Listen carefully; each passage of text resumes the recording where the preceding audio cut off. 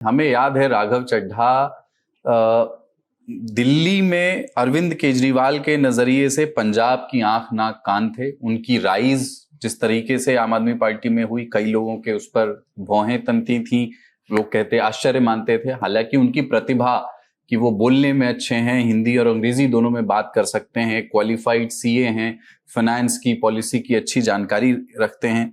पर अब ऐसा हुआ कि आम आदमी पार्टी ने उनको राज्यसभा में अपने डेप्यूटी लीडर के पद से, राज्यसभा में उनके नेता संजय सिंह हैं और डेप्यूटी लीडर राघव चड्ढा थे, उनसे हटा दिया गया है और अब वो जिम्मेदारी अशोक मित्तल को दे दी है। राघव चड्ढा के लोगों का कहना है कि जब से 2022 में जब राघव चड्ढा को पंजाब भेजा गया था, उसके पहले, और पंजाब का चुनाव आम आदमी पार्टी जीतती है, तो राघव चड्ढा का स्टार ऊपर होने लगा।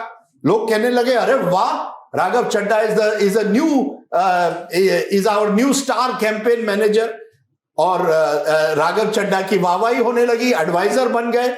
वहां उनकी एक तरह से क्लैश हो गई भगवंत मान के साथ, तो उनको वहां से हटाना पड़ा।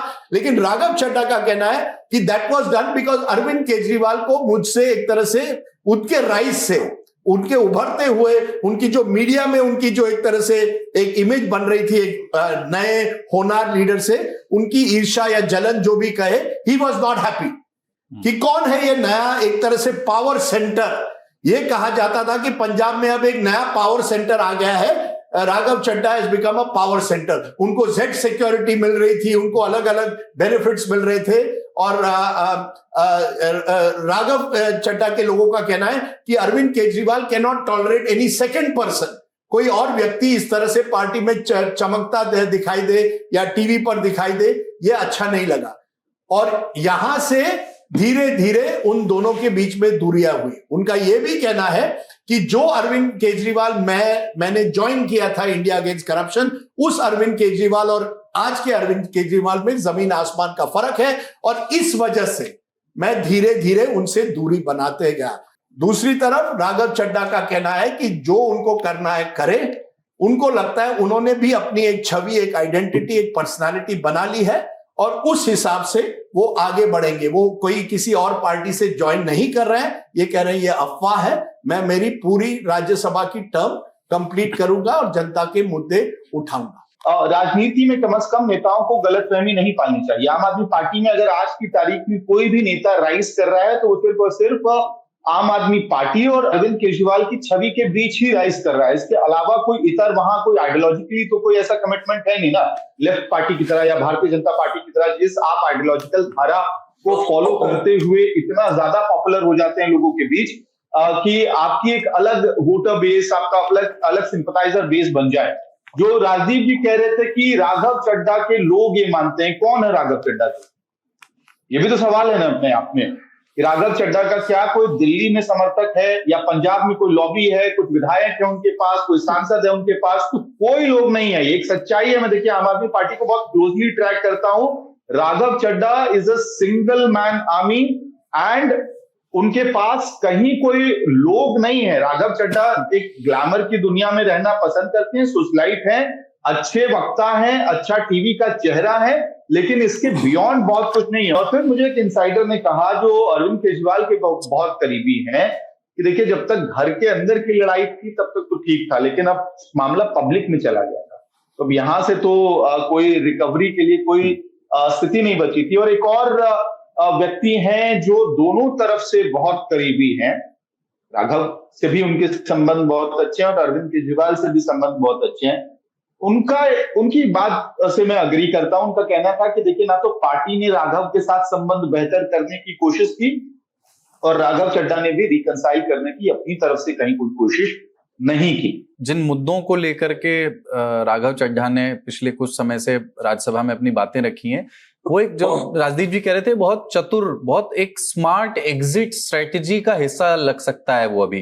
क्योंकि आप ये कह सकते हैं कि साहब मैं तो जनता के मुद्दे उठा रहा था, इससे आज उन्होंने कहा भी कि इससे तो जनता का फायदा हुआ, आम आदमी पार्टी का क्या नुकसान हो रहा है इससे मैं समझ नहीं पा रहा हूं। क्योंकि वो क्या बात कर रहे हैं, एयरपोर्ट पर साहब महंगा बिल मिलता है, जोमेटो ब्लिंकिट पे डिलीवरी राइडर्स की प्रॉब्लम है, खाने में मिलावट होती है, टोल प्लाजा में लूट होती है ना, टेलीकॉम कंपनियां 12 महीने में 13 महीने का रिचार्ज करवाती हैं, डेटा रोल ओवर हमें नहीं देती हैं।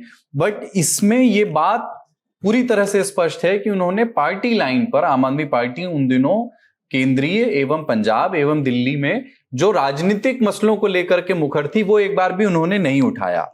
अब उन्होंने जो ये बात कही अपने इस वीडियो में, एक शेर से उन्होंने खत्म किया है अमित, कि मेरी खामोशी को मेरा हथियार मत समझ लेना, मैं वो दरिया हूं जो वक्त आने पर सैलाब बनता है या बनाता है।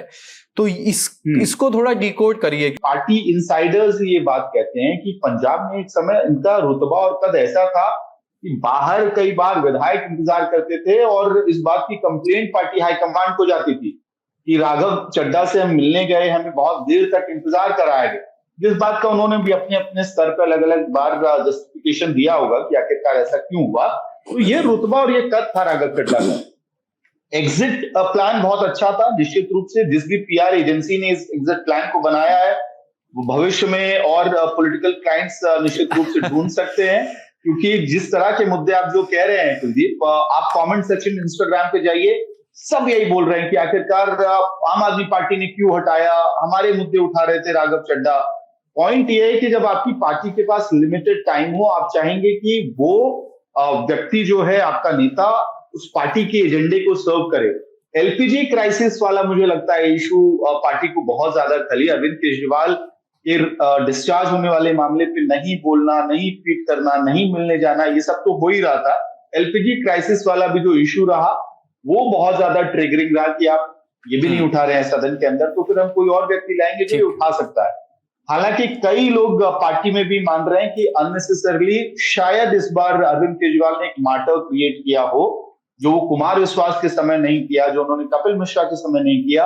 इस वक्त इस तरह के मूव की जरूरत नहीं थी, लेकिन फिर वही बात है कि पंजाब का चुनाव 8 महीने में है। संभवतः आम आदमी पार्टी ने भी एसेस किया होगा कि अभी ये स्टॉर्म आया भी है तो 2-4 महीने में सेटल डाउन कर जाएगा डस्ट, और जब तक पंजाब का चुनाव आएगा लोग किसी और मुद्दे पे फोकस हो चुके होंगे। ठीक है, लेकिन फिर वही बात, अगस्त के महीने में आम आदमी पार्टी में जबरदस्त फेरबदल होने।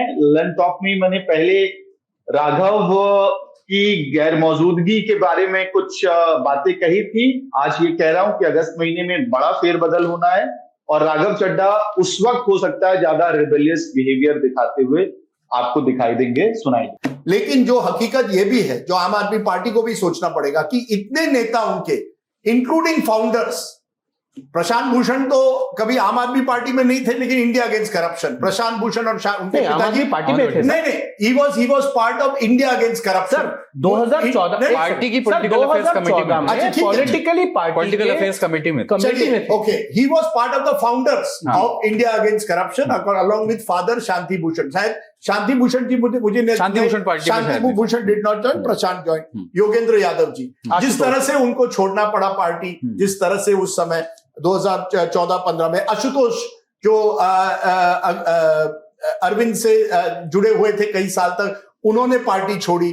कई ऐसे नेता, कुमार विश्वास, कपिल मिश्रा, कई लंबी लाइन है। तो आम आदमी पार्टी को भी सवाल पूछ सकते हैं कि एक तो आप कह रहे हैं बार बार कि राघव की कोई डील थी बीजेपी के साथ, वो है नहीं है वो तो समय बताएगा, लेकिन आपके पार्टी के इतने लोग क्यों छोड़कर जाते हैं? क्या कहीं विचारधारा की कमी है, कहीं नेतृत्व की कमी है, कहीं जिस तरह से पार्टी चलती है उसकी कमी है? ये भी सवाल उठेंगे कि आपके पास एक होनहार यंग लीडर है, आप उसको क्यों उसको जगह क्यों नहीं दे पाते? तो ये सवाल जरूर आम आदमी पार्टी पर भी उठेंगे।